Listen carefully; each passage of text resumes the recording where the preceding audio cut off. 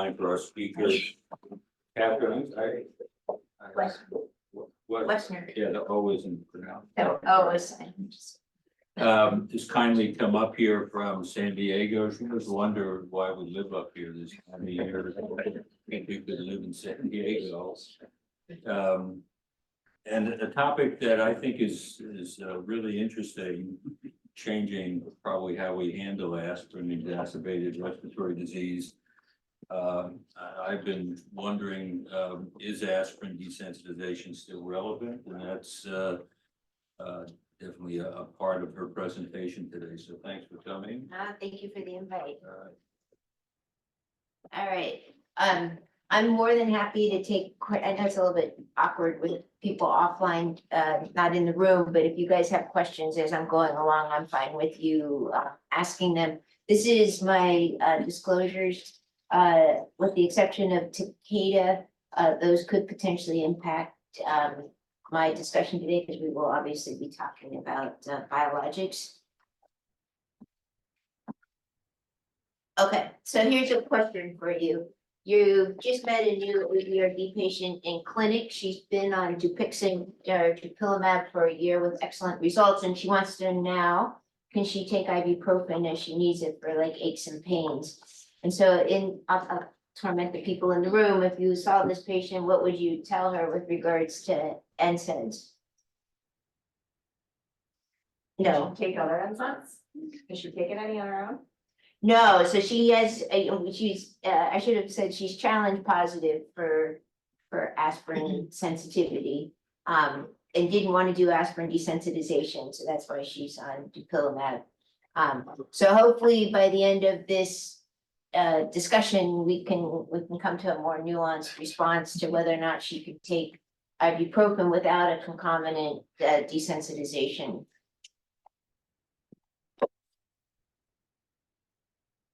Okay, so what is aspirin exacerbated respiratory disease? So it's an acquired condition due to dysregulation of the airway epithelium characterized by chronic eosinophilic rhinosinusitis with nasal polyps. They oftentimes have pretty severe asthma, but you can have patients with AERD that just have the sinus disease without asthma, but then when you do their aspirin challenge, they can actually get pretty significant bronchospasm. The Europeans believe that there's a condition in which they don't have chronic sinus disease and just have asthma. I think it's a little bit questionable if that's really AERD or not, because the sine qua non of AERD is really these aggressive nasal polyps. And then along with those are reactions to NSAIDs. So now these patients could avoid and never take an aspirin or COX-1 inhibiting NSAID, and they'll still get the disease. So the sensitivity to the COX-1 inhibitors is not what's driving the disease. It's a characteristic of it, and we'll talk a little bit more about that. Your typical story, it's in an adult. There's been case reports in children. We've been doing this for a long time with over 2,000 desensitizations, and I think the youngest we ever had was like 16 years old. So it's less common in the younger population. So you'll typically get a story where they really had no problems. They got a head cold, and then the head cold never went away. They began to get anosmia. They started to develop nasal polyps.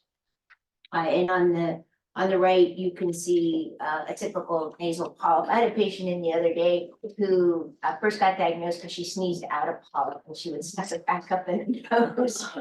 So it could be really vexing.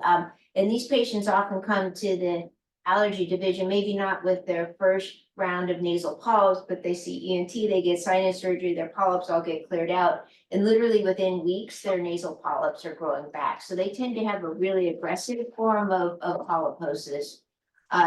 So looking at databases, a lot of this work has come out of the Brigham. You can see in patients with AERD, coronary vasospasm that is not responsive to typical anti-anginal medications, but if you give them a steroid, then that resolves their chest pain. We've seen that one time in patient that was getting desensitized to aspirin, and the thought process is that there's actually eosinophils in the coronary arteries, and some of their product, particularly PGV2, is driving that vasospasm. You can also see patients who've gone through desensitization or even pre-desensitization who can have eosinophils in the esophagus. So we oftentimes see the most common side effect after desensitization is GI symptoms. If it's pretty severe, it's worth doing an endoscopy and biopsy because they may actually have eosinophilic esophagitis. And then there's also a subset of patients, women obviously, who have perimenstrual asthma. And what will happen is at around the time of their menses, they'll get acute worsening of their sinus symptoms and asthma attacks and actually have an increase in healthcare utilization. These patients tend to have a younger age of onset of their aspirin disease. So it's another thing, if you're seeing a female patient, to ask about that sequence of events. How often, I've never seen anybody with a coronary vasospasm. How often is that? So we've seen one. What? But we have seen, there's been a number of case reports, and I think Brigham went back and looked at their database of AERD patients who developed chest pain, and it was not responsive to typical medications, but I think in their case series, they have like 6 patients, so it's not super common. But you can see a pretty significant eosinophilia with aspirin desensitization, and I almost wonder if these patients are kind of on that spectrum more on the EGPA end of things. I don't think we understand that completely.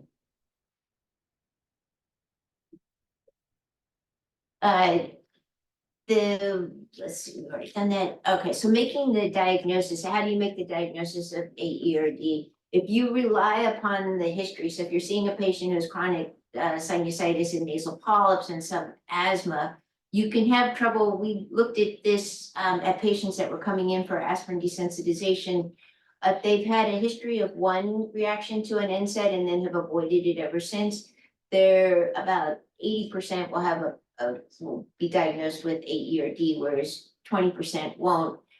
If they have 2 past reactions to NSAIDs, their positive challenge rate goes up to close to 90%. If you look just at the population of patients who have been avoiding NSAIDs, so that's really common. Someone has asthma, they're just told to avoid NSAIDs. All our ENTs tell anybody that they see with nasal polyps, don't take another NSAID. So if you look just at patients that have polyps plus asthma, about 42% will have AERD. And then if you look at patients who had a history of a severe NSAID reaction where they actually got hospitalized, then at that case, it's 100% will have AERD. The other thing that's, we'll talk about these other 2 things. What about a patient that you're seeing who's already on 81 milligrams a day of aspirin? Does that rule them out from AERD and the sensitivity to alcohol? So this was an interesting observation that we had made, and then Tanya Laidlaw's group had made, that these patients with AERD will tell you that universal, not every patient with AERD, but with any alcohol, for the people that do experience this, they'll get an acute respiratory reaction, and it happens very quickly. And it doesn't seem to matter the alcohol, whether it's beer versus wine versus hard alcohol. So the prevalence of this is about 75%. So it's actually helpful if you're seeing a patient where you're trying to sort through, short of doing an aspirin challenge, that this is one of these cofactors that'll bring up AERD higher on your list of diagnostic possibilities. We still don't really know the mechanism by which it causes that, but it may be through mast cell activation. Interesting with alcohol, with aspirin desensitization, this alcohol sensitivity improves. When you say quickly, you mean faster than a reaction would with an NSAID? Yeah, so it's not like the 90 minutes or what have you that you typically see, because it doesn't seem to be COX-1 inhibition. I think Stanky, who's with Larry Boris, had suggested that it was inhibition of COX-1. There's no data to suggest that alcohol. So then it should be reacting 100% in patients with AERD. And then what about the patient that's on 81 milligrams a day of aspirin? So we know the typical provoking dose for AERD is about 100 milligrams, 150 milligrams of aspirin. So it's very possible that these patients got put on low dose aspirin for cardioprotective reasons. Maybe they had some mild symptoms but didn't really pay attention to it and have just stayed on it. So if you have a high index of suspicion that someone has AERD, it's worth stopping their 81 milligrams a day of aspirin and then challenging them. So that's not a indicator that they don't have AERD if you have a high index of suspicion. And then the treatment, so this is every single patient that you see with AERD, which I'll let you know that in the European literature, they call it NERD, so NSAID, exacerbated respiratory disease. Just not a popular term in the US, and we've actually argued for years that it really shouldn't be called NERD, because although they do react to all the COX-1 inhibiting NSAIDs, the thing that sets aspirin apart is that actual treatment with aspirin can treat the disease, whereas treatment with any of the other NSAIDs that are not irreversible inhibitors of COX-1, you just don't see that benefit. So even if you treat them with high dose, let's say ibuprofen, you're not going to control their sinus disease. So the mainstay of treatment for patients that are not going to be put on aspirin therapy is to avoid all COX-1 inhibiting NSAIDs. And the highly selective COX-2 inhibitors are tolerated in these patients. So if you have someone that would like to be able to take something but doesn't want to go through an aspirin desensitization, you can give them celecoxib very safely. Sometimes they're freaked out about that, so we always have them take their first dose in the clinic just to reassure them that there's not going to be a problem. As far as acetaminophen, it's generally well tolerated until you start pushing the dose. Acetaminophen is not a very potent COX-1 inhibitor, mostly works through the COX-3, but as you push the dose, so if you do 2 extra strength Tylenol, acetaminophen, then you can begin to get respiratory reactions. There are some surgical procedures now, they're using IV acetaminophen before the procedure, before they even do their first cut, because it seems to help with pain post-operatively. So then they need to be aware in that situation that dose would be beyond the 1,000 milligram, so that they should not get that. Is Celebrex the only one in the US that's safe? Yeah, so meloxicam is a relatively high COX-2 inhibitor, but as you push the dose can have some COX-1 inhibition, really, so celecoxib is the only one that we have. And then there's a number of different sources, and sometimes we don't think about these, but there's ketorolac containing eye drops, and we have seen patients that have had really severe respiratory reactions with the ocular preparations. Patients with migraine headaches that present to the emergency room, or you have abdominal pain, whatever, oftentimes they'll give you a shot of Toradol and not think about that as cross-reacting. It's a very potent COX-1 inhibitor.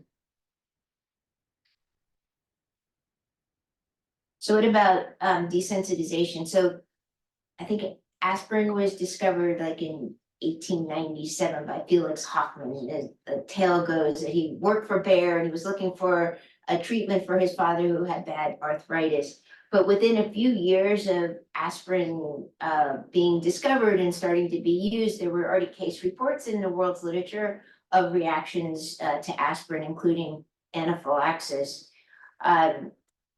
Weidel, who's the guy with the very dapper mustache, was the first one that actually described the reactions to aspirin that we now think of as AERD, and then the fact that they remain refractory once you challenge them with aspirin, that they could then take aspirin.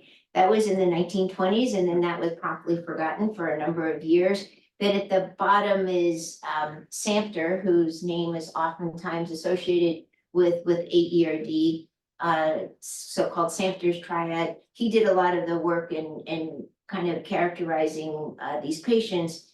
And then in the 80s, Don Stevenson and David Matheson at Scripps kind of fortuitously came upon the concept of aspirin desensitization as a means of treatment. So they were bringing patients in who had AERD, challenging them with aspirin just to see what the reaction was and gather whatever biologic data we had at the time.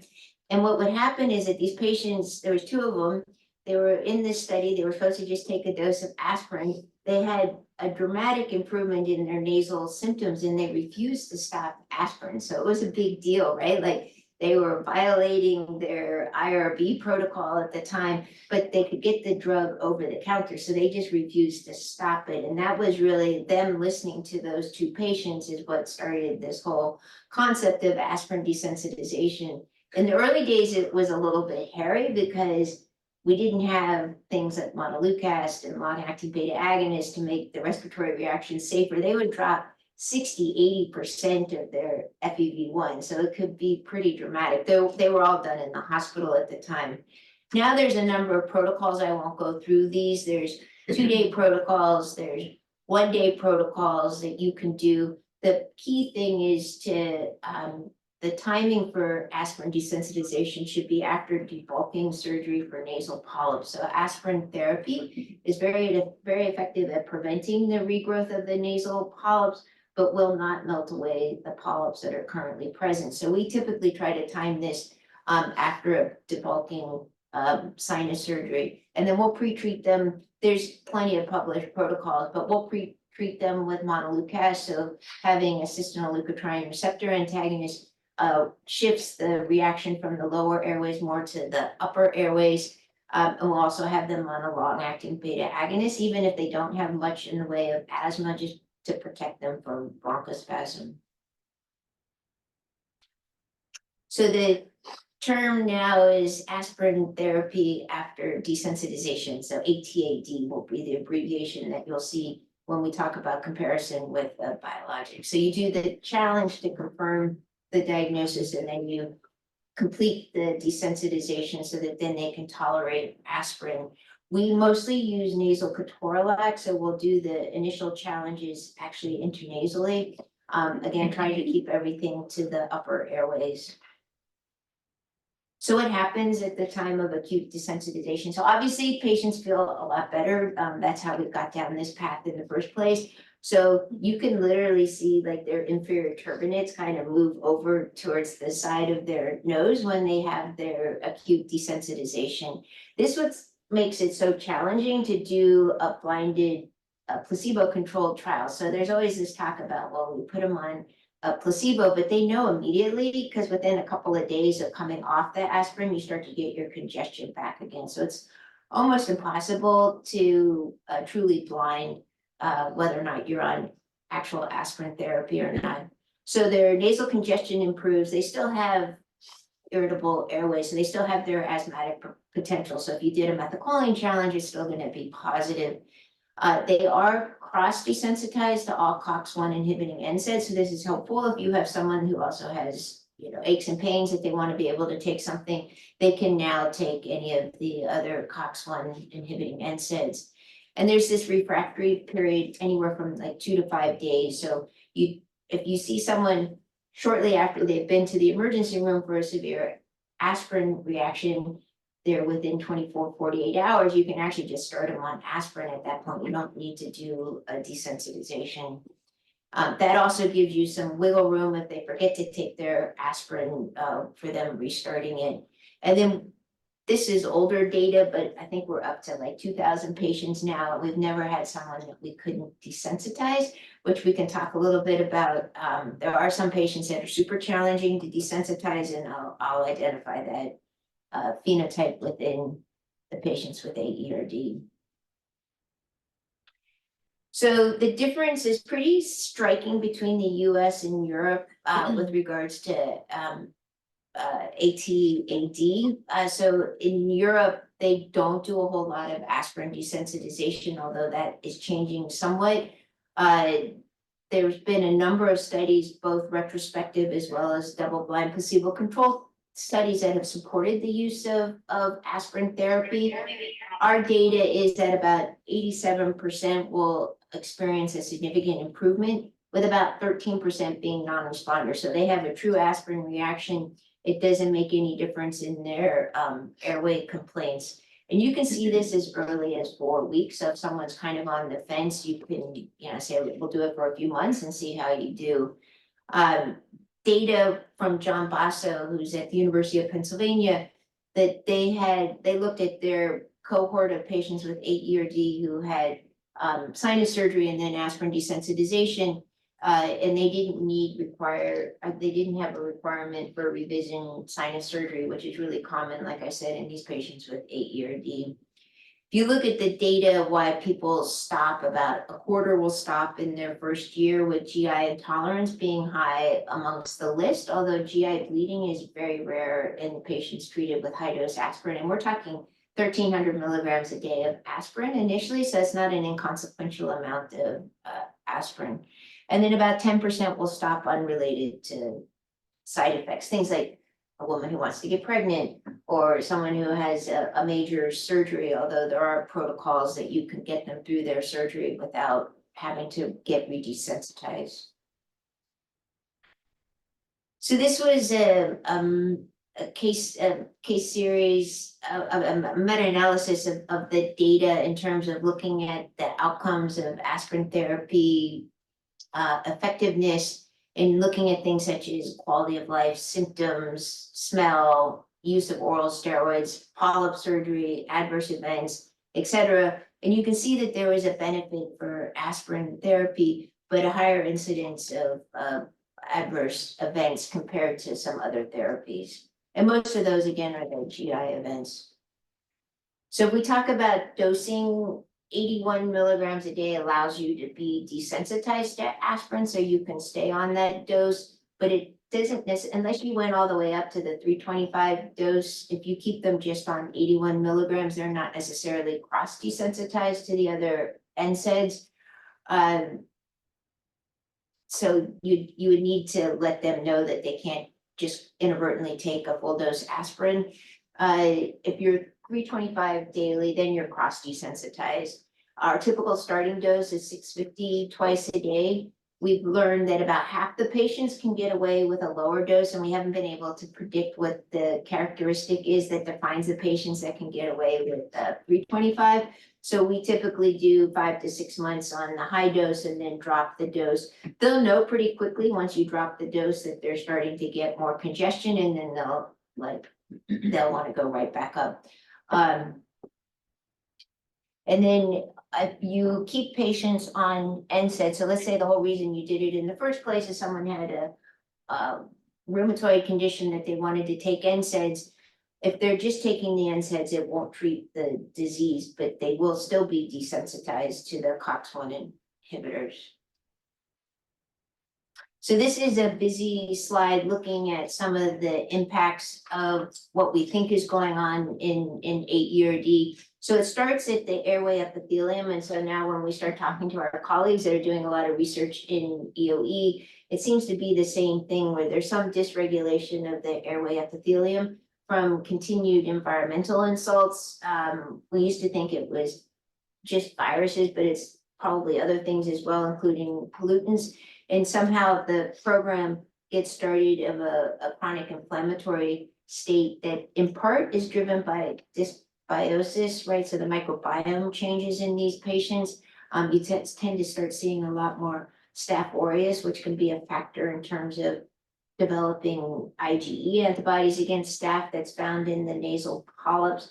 So there's this inflammatory cascade that gets started. And then you have a whole number of effector cells. So you have the alarmins being released that can act on ILC2s that drive mast cells. You get an outpouring of all sorts of inflammatory mediators that really drive T2 inflammation. So IL-4, IL-5, IL-13. You get mucus gland hyperplasia and lots of mucus being formed. You get recruitment of eosinophils into the airway. You get IgE production, and this local IgE production is probably very relevant. The key characteristics of AERD, however, are the relationship with the cyclooxygenase pathways in the leukotrienes. So these patients have a paucity or a decreased amount of PGE2, which is a really important prostaglandin in terms of kind of keeping the brakes on the whole inflammatory pathway. So they have at baseline a low level of PGE2. They have an even lower level of receptors, EP2 receptors for PGE. So any disruption, so if you give them a COX-1 inhibiting NSAID, which stops the production of this already diminished amount of PGE2, it releases the brakes and they have a really profound reaction. So PGE2 is a really important anti-inflammatory pathway. And then you have all these pro-inflammatory pathways with really high levels of PGD2, which seems to be a really critical player in AERD. And then also cystoleucotrienes, which are potent bronchoconstrictors. They can recruit eosinophils into the airway. So you have a lot of processes that are ongoing. We know that platelets adhering to cells are important. So it's a complicated milieu that's going on. And despite all these years of research, I don't think we still understand, how did we get to this place in the first, how did we get there initially? What drove down the COX-2 enzyme and what led to all the sensitivity with the COX-1 enzyme? I just asked on that, 'cause thinking on it, I haven't seen much epithelial culture work, certainly not lately with this.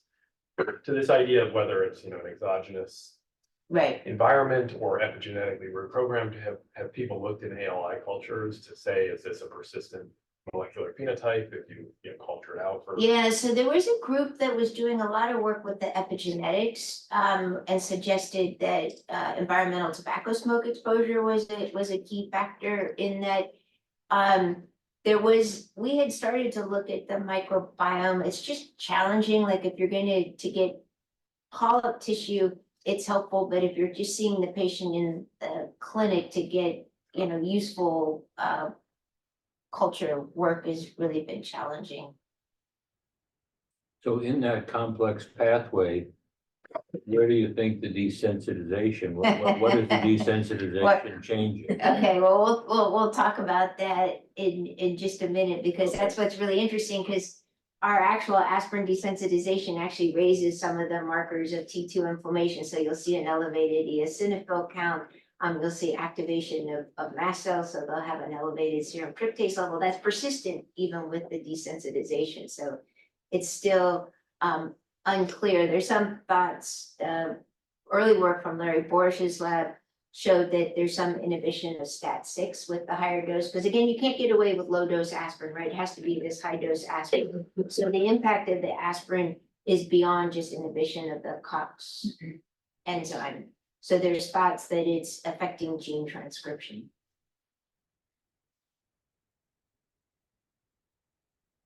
So this is some of that, looking at what happens with aspirin therapy in patients with AERD, comparing it to asthmatics who are tolerant of aspirin.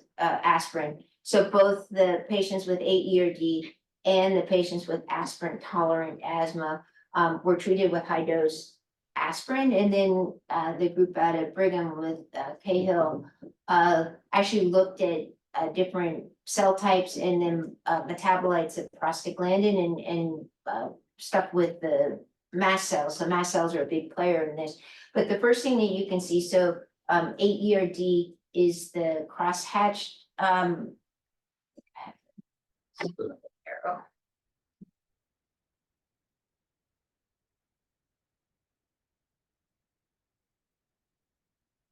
So if we look first just at eosinophils, so at baseline, you can see the absolute count here on the left, and then following treatment with high dose aspirin, you can actually see an increase in the peripheral eosinophil count. Some people would argue that's because the eosinophils are now not tracking or trafficking into the mucosa, but this is a consistent finding.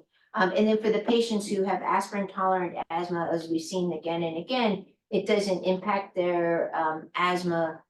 So it's not a therapy for patients that don't have aspirin exacerbated respiratory disease, but you can also see no change in their eosinophil counts.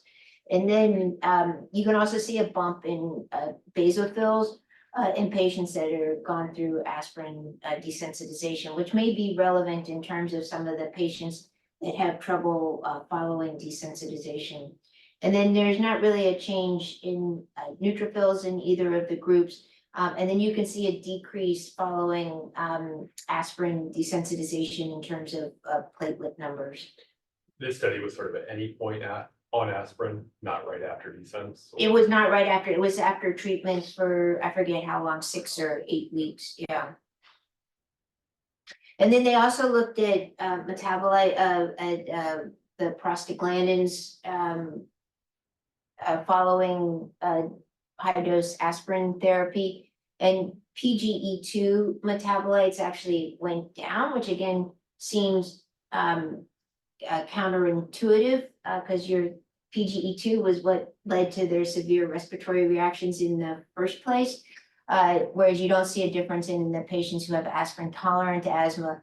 And then PGD does go down. And again, I think PGD2 is emerging as a key player in this. And then you can also see an elevation in the leukotrienes. And again, that's characteristic of an acute respiratory reaction. You see a big surge in systemic leukotrienes. Data years ago looking at expression of the CysLT1 receptors show very quickly with the respiratory reaction that there's a downregulation of the CysLT receptor. So although systemic leukotrienes have gone up, there's very few receptors left in the airways for them to act on, which is the current explanation for those findings. And then at the bottom of the screen is actually looking at plasma tryptase. So in patients that have aspirin tolerant asthma, you don't see any difference in their tryptase levels. Whereas in the patients who were treated with high dose aspirin that have AERD, you can see an elevated plasma tryptase, again, suggesting the important role for mast cells. And you can see this graphically on the right too, where there's this elevated tryptase. So all the things that we think about with AERD in terms of T2 inflammation, or in terms of eosinophils, your metabolites for prostaglandin E going down and D going up, and activation of mast cells happens and is persistent in patients with treated with aspirin therapy. It's really kind of fascinating. So this is just kind of a summary of that. So you can see an elevation of the LTE4, so the systemic leukotrienes remain elevated, but there seems to be less end organ effect. So in both the upper and the lower airways, it appears that PGD2 is potentially critically relevant. And then this question of STAT6 inhibition with decreased IL-4 being driven by high dose aspirin still hasn't been fully answered. So I talked about there's a phenotype of patients that have a really challenging aspirin desensitization. You can get lulled into a sense of ease with doing these aspirin desensitizations until you get one of these patients and they start reacting at very low doses of aspirin. They have profound gastrointestinal side effects. They oftentimes are breaking out in hives. And a lot of people will just throw up their hands and say, okay, you can't be desensitized, but we don't ever give up. So these patients, you can actually treat them with misoprostol, which is an oral prostaglandin, is an analog of PGE2. High doses of antihistamine, sometimes you even have to put them on steroids. It's a process, but usually over like 3 or 4 days, you can get them desensitized. But in an outpatient clinic setting, for most people, that becomes not doable. We have a clinic every single day with a whole team devoted to doing aspirin desensitization back in the day. So we could push them. But the question was, what was driving that? And these patients tend to have much higher levels of PGD2, which does not drop with their threshold dose of aspirin. So it seems that PGD2 is playing a big role in terms of their reactions. You can sometimes see these patients, even if they get through a desensitization, they'll start breaking out in chronic hives that become untenable to the patient. Sometimes we've used omalizumab in that case, but sometimes they just can't be treated with aspirin therapy. So now the question is, we have this world now of biologics. We have 3 biologics approved for chronic rhinosinusitis with nasal polyps. So how do you decide? You have a patient in front of you. Do you do aspirin desensitization after sinus surgery, or do they go to a biologic therapy? The Europeans have focused on this. They had a meeting and came up with their criteria. I think we'll we'll look at the data and maybe come up with our own criteria. So you have 3 biologics that are now approved for nasal polyps in the US. So dupilumab, mepolizumab, and omalizumab. So we'll start with omalizumab. So patients with CRS with nasal polyps occurs both in patients that have and don't have an underlying allergic presentation. But like I alluded to earlier, you can see an elevation in IgE in patients who have AERD in their nasal polyps compared to aspirin tolerant patients who have CRS with nasal polyps. And this IgE is polyclonal and functional. So it may be part of the cofactor in terms of driving the polyp disease. And again, it's the sinus disease that tends to drive their asthma. In about 20% of patients with CRS, this isn't isolated to just AERD patients, can have IgE to Staph aureus. A lot of the studies looking at the Staph aureus were not done, they did AERD defined just by history and not by challenge. So I always find that problematic because you can see a number of patients that have a history that would suggest AERD but don't necessarily have it. And so Xolair, omalizumab, as you know, binds to free IgE, which then downregulates the Fc epsilon R1 or the high affinity receptor, as well as the low affinity receptor as well. So this was the clinical trials that got omalizumab approved. You can see that they had an improvement in their nasal polyp score, nasal composition score, as well as disease-related quality of life, or the SNOT-22. These patients are pretty miserable when you interview patients with AERD. Was that after surgery? No, no, these are patients that just came in with nasal polyps, and then this was the clinical trial, pivotal trial that got omalizumab approved for nasal polyps. So they did not have baseline surgery. Some of the patients, I think about a third of the patients, had prior polyp surgeries before, and they were not necessarily AERD patients. But what about looking at it specifically in? Or any of them, or was that next? No, some of them, I think like 20% or so had AERD.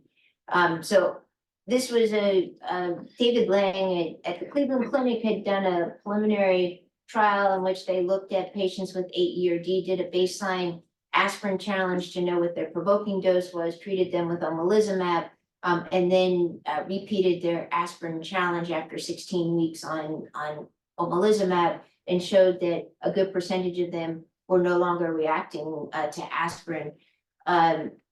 This was a similar study. You can see that the crossover where they were either on omalizumab or placebo, and then after a washout period, then they went to the other arm and they had oral aspirin challenges. And there was a decrease in the threshold, an increase in the threshold dose of aspirin that triggered reactions. And 10 out of 16 had no symptoms. It's kind of interesting because we had a lot of patients that back in the day when people used to do aspirin because we didn't have a whole lot of other options, patients that were referred for aspirin desensitization. And we looked at all the ones that came for aspirin desensitization who had been on omalizumab for at least 3 months prior to their visit with us. And we did not see any difference in terms of positive aspirin reactions and successive desensitization. So our data didn't reflect these findings. This was a bigger study looking at use of omalizumab in patients with AERD, and they did oral challenges and showed about a 56% with complete aspirin tolerance and 18% with higher threshold. And then what about if we target eosinophils? So you have a number of therapies, but the only one that's approved right now for nasal polyps is mepolizumab, which is a anti-IL-5. You can see where it's approved. And And we know that soluble IL-5 receptor alpha is increased in patients with nasal polyps and tends to correlate with disease severity and eosinophil counts. And it's, as you know, a critical cytokine in terms of the development of the eosinophil in the bone marrow, trafficking out of the bone marrow, trafficking into into the tissue, and then also you need IL-5 around for eosinophilic survival. So this was the abstract from mepolizumab's pivotal trial to get approval for nasal polyps. All of the patients at the time of entry into this trial were a candidate for repeat polyp surgery. So they all had to have had at least one polyp surgery in the past. At the time of entry were candidates for a repeat surgery. They were randomized to either active drug or placebo, and they looked at two co-primary endpoints, which were nasal polyp size and then change in their nasal symptom scores. And you can see at the bottom, there was patients with and without asthma. The data was broken down that way. Also, if you look at patients in the middle here, had nasal polyps. There was not a lot of these patients. I think there was 108 that had been diagnosed with AERD, and you saw the same outcomes in terms of efficacy, whether they had AERD or not. And then you can see an improvement that didn't change based on baseline eosinophil count, but they all had to have an elevated peripheral eosinophil count.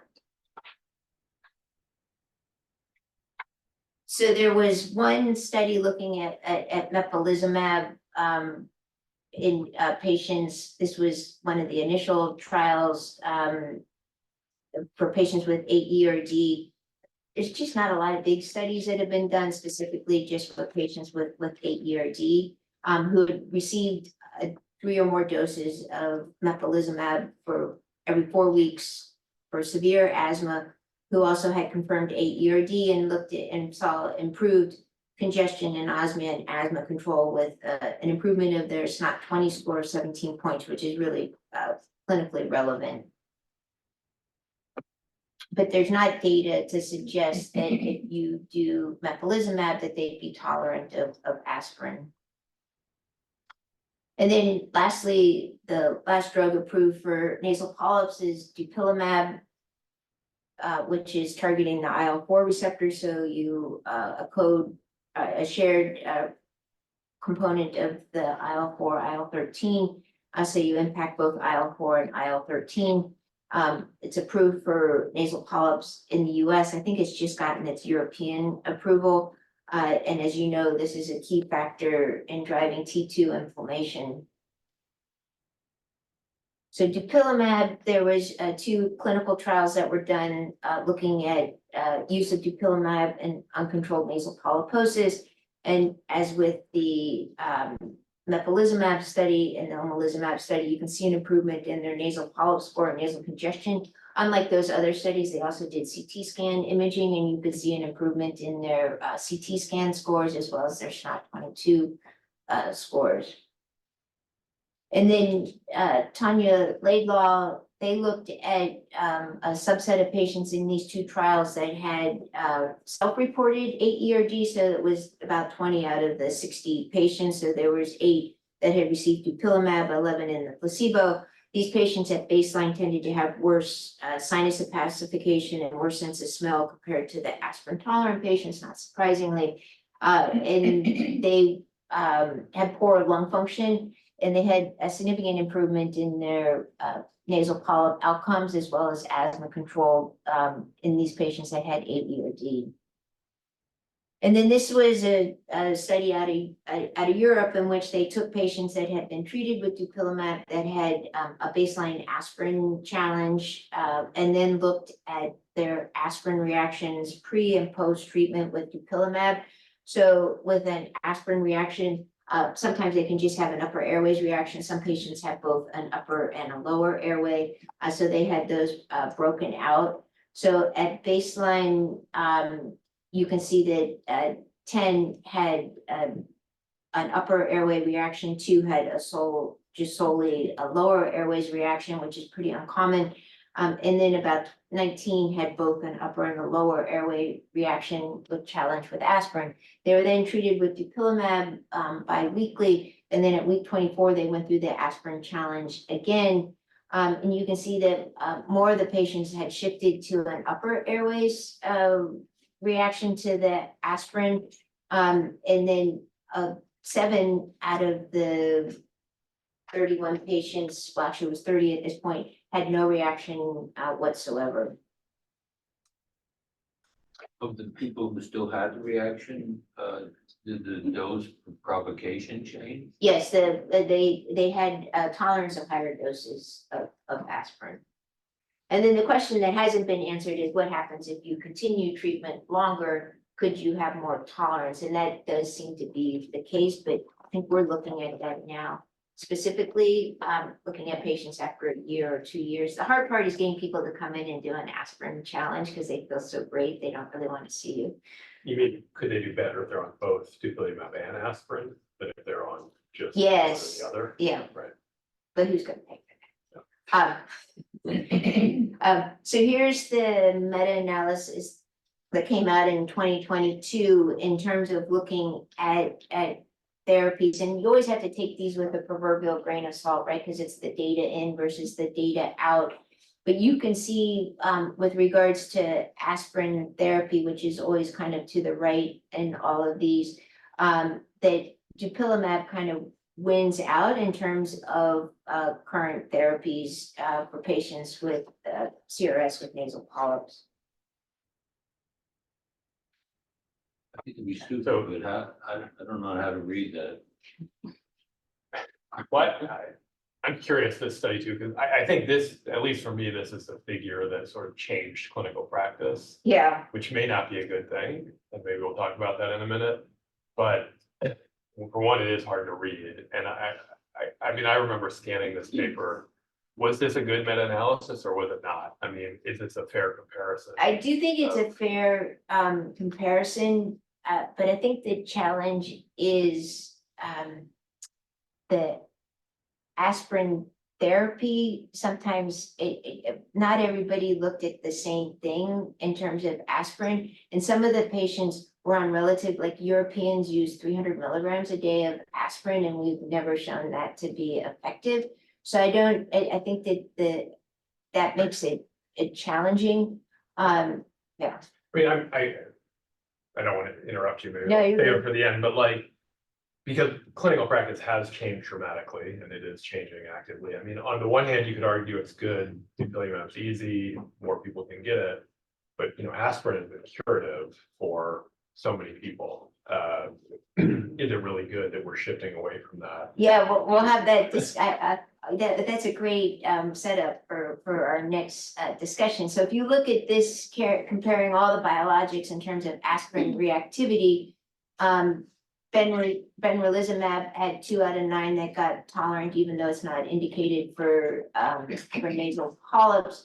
Mepo had about 22%, 60% on omalizumab, which I still find challenging, and then 40% on dupilumab now have a tolerance of NSAIDs. And this becomes relevant if someone wants to take something periodically. The question really comes, is that relevant if someone needs to be on something chronically, like for cardioprotective reasons or for a rheumatoid condition? Would it be more cost effective just to do an aspirin desensitization? So this was data that came out from John Bosso's group working with Noam Cohen in the ENT division at the University of Pennsylvania. They had 103 patients with AERD that are in this combined rhinology allergy clinic. They had surgery followed by aspirin therapy. And when they looked at that group of patients, only 2 were on biologics at 6 months. So most of them had done really well with the surgery followed by desensitization. They also looked at a cross-section of patients who underwent aspirin challenge and desensitization. This was a second study in which 20% went to a biologic and stopped aspirin. And sometimes that was because of side effects from the aspirin. but about 75% stayed on aspirin as monotherapy with good control of their airways disease. And then 25% added a biologic to aspirin therapy. But this gets down to the cost effectiveness of aspirin. So this was a study that was done a number of years ago prior to the era of biologics. And the aspirin desensitization costs about $1,700 to $3,000. You look at the cost of a biologic per year, and this was a 2019 cost. For someone like our patient who's in her 30s or what have you, she's, you're gonna talk about millions of dollars over time. And the question is, who's gonna pay that? And there was a study that was done, I'm not good at memorizing numbers, but there was an economic study that was done of dupilumab versus surgery for CRS with nasal polyps, and followed by, so the endoscopic sinus surgery, the cost was $50,000 if you have surgery plus aspirin desensitization. And this produced 9 quality adjusted life years. If you did Dupi alone, so dupilumab alone, the cost was $536,000. So 50,000 versus 536,000, and it yielded 8.9 quality adjusted life years. So 9 versus 8.9 is pretty similar, but a big cost differential. They also found that surgery at any frequency, and I don't think that this is right for the patient, was much more cost effective than dupilumab. So the international consensus statement has come out and said specifically that aspirin therapy after desensitization with grade of evidence is A, that it would reduce polyp formation, improve quality of life, reduce systemic corticosteroids and need for surgery, issues being GI, renal and coagulation issues, costs, and then benefit versus harm, felt that there was a clear benefit, and they felt that that was one of the very few disease-modifying medical treatment options for patients with AERD. But I think the challenge that we have is that you're talking to the patient, and a lot of patients have already had a polyp surgery. It's not the funnest surgery to recover from, and they don't want to have another surgery. We know that if you do aspirin challenge and desensitization in those people, you're not going to do anything for their nasal polyps. So that's that discussion that you have with regards to biologic therapy. And a lot of them are opting to go straight to the biologic. So I don't know how that discussion plays out with you guys, but we're doing very few aspirin desensitizations at this point. I mean, I have a question. Has anyone looked at induction with a biologic such as dupilumab and then maintenance on aspirin? Yes, that's a great question. We've tried to do that study. So to do the dupilumab or mepolizumab or omalizumab, treat them for X number of months and then do their aspirin challenge to make their aspirin challenge so-called silent. We don't have those answers yet, but it would make sense. Thank you. So the question is, when do you initiate biologic therapy in AERD? And then the question of what happens with aspirin sensitivity. I think for that patient, it would be not unreasonable to have them come into your office and do a graded aspirin challenge so that they could know if they could take it or not. And then there's new biologics that are still in the pipeline that may have a role in nasal polyps that act higher up. We had this discussion last night that the eosinophil is not the be all and the end all in this. We know that if you completely deplete the eosinophils, that their polyps are still present. So I don't think we have the full answer yet. But that leads to the question, is there any data on TESI?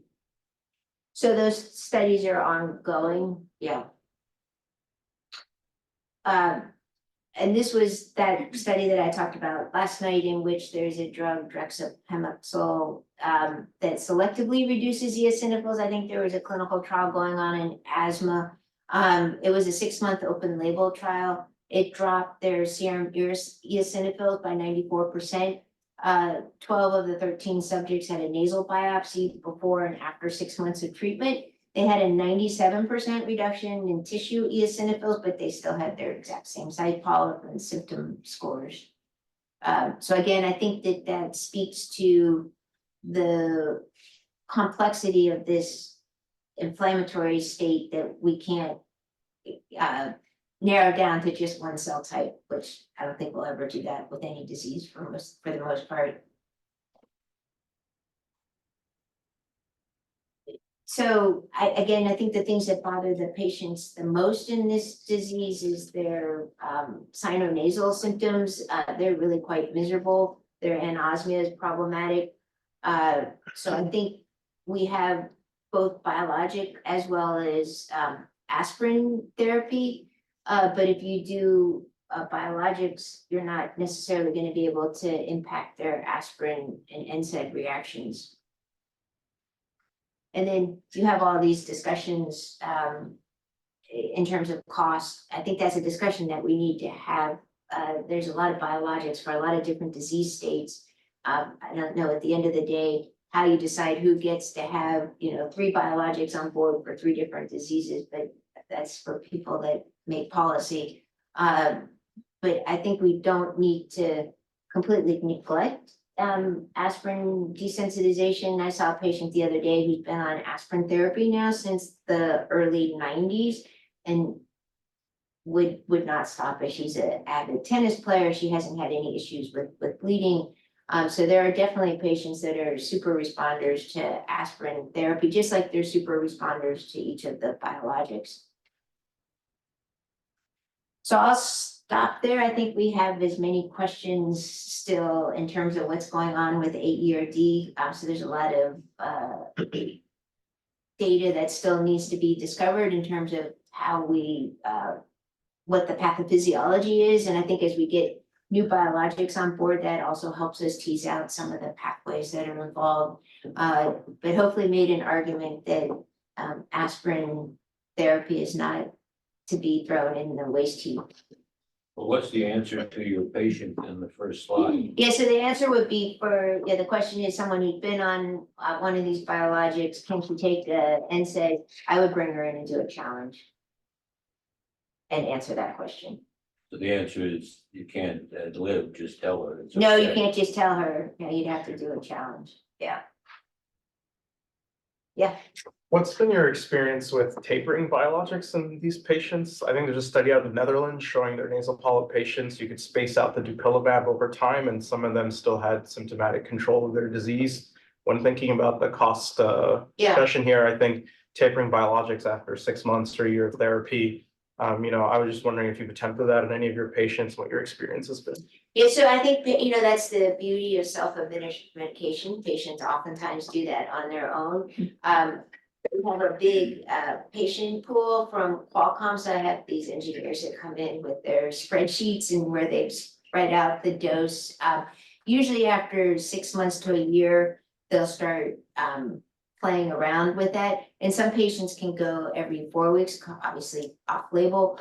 But we do know that once they stop it, they start to get their congestion back again. So at this point, we don't have anything that's long-term disease modifying that changes the outcome of the disease, even with aspirin desensitization, although I don't know that we know the full natural history of that. There's been some case reports of people that have been on aspirin therapy for years and then stopped it because they needed to have a surgical procedure and the surgeon said they had to stop it.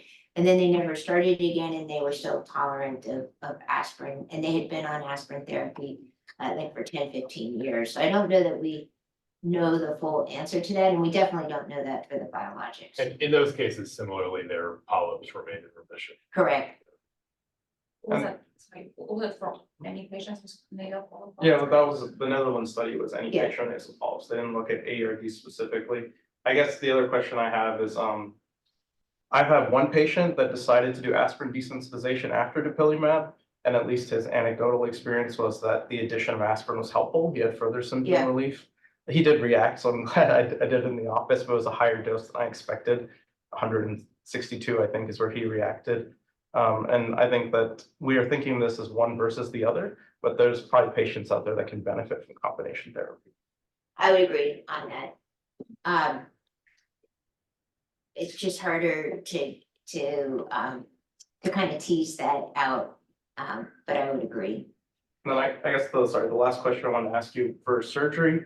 I know I trained with Jim Baldwin at Michigan. Yeah. And he will sometimes, I think this is based on Tim Craig's work, switch people to ibuprofen to get them to the surgery because surgeons seem fine operating on people that take ibuprofen. Yeah, so we always give the argument, I think the New England Journal of Medicine had an article published of patients that were getting coronary artery bypass grafting who were on aspirin at the time of their emergent CABG, who did better than the patients who weren't on aspirin at the time of their CABG. So that was like the first hint that maybe aspirin's not the worst thing in the world. What we typically do is have them drop their dose of aspirin from like their 1,300 milligrams down to like 81 milligrams the week before, and then they can hold it for a day before their surgery, have their surgery, and then start it right after the surgery back at 81 milligrams a day of aspirin. Our ENTs feel completely comfortable doing them even on low dose aspirin. So I think that that's changed in terms of the, but you still have some old school surgeons that won't touch them if they're on aspirin. Your early slides suggested that certain history was almost perfect in diagnosing this without a challenge. Do you accept that? Well, I think it's really helpful, but if you have someone who's had nasal polyps who reports this sensitivity to alcohol, now that can happen in patients that have chronic sinusitis that don't have AERD, but it's much less common. But if these patients will give you a really classic story of this triggering their respiratory symptoms. So if you have that, they have nasal polyps, and they kind of present with that typical history, it's really helpful. I don't think we have not looked at the percentage of people who have aspirin that have alcohol respiratory symptoms who don't have AERD, if that makes sense, because we have a very biased patient population. I thought people had two convincing histories and alcohol. So two convincing histories, so if they, but I still would, we're purists, I would still want to have before you tell someone that they can never take aspirin again, if they haven't been desensitized, I always like to confirm the diagnosis, and we can do that. If you're not going to do the desensitization, you can just do the nasal Toradol challenge. It takes a few hours, and if you're still on the fence, then you can go ahead and do the full aspirin challenge. But I think it's worthwhile to know, because a lot of these patients have been told that they can't take aspirin or any COX-1 inhibiting NSAIDs, and they've had, they've broken a leg or what have you, and they're denied like good therapies, and they don't really have AERD. Any other questions inside or outside the room? Hi, this is Paul McBride. If you have time for one more question, does the type of sinus surgery make any difference in your data, polypectomy versus ethmoidectomy?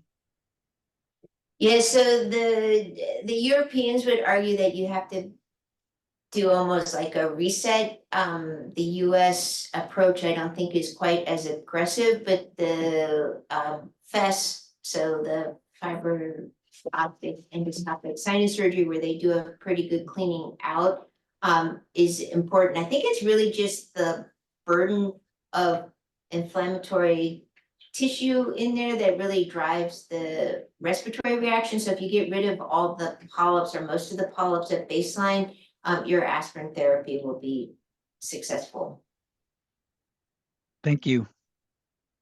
I just had a comment more like for many of us who entered the field with dupilumab already on board, I think it just really affected how we approach those patients, and especially distinguishing between AERD and having to treat it differently is not really part of many of our workflow, because oftentimes it's nasal polyps. Yes, there's history of AERD, but we will move to dupilumab right away. I think your talk really brings whole point that we have to consider really and really focus on diagnosing AERD definitively. I mean, because you also may come to the fact that some people are not tolerant of dupilumab, have joint symptoms, et cetera, and now you're, then what are you gonna do, right? Like, then you can switch to the other biologics, but to have aspirin still in your back pocket, I think is important.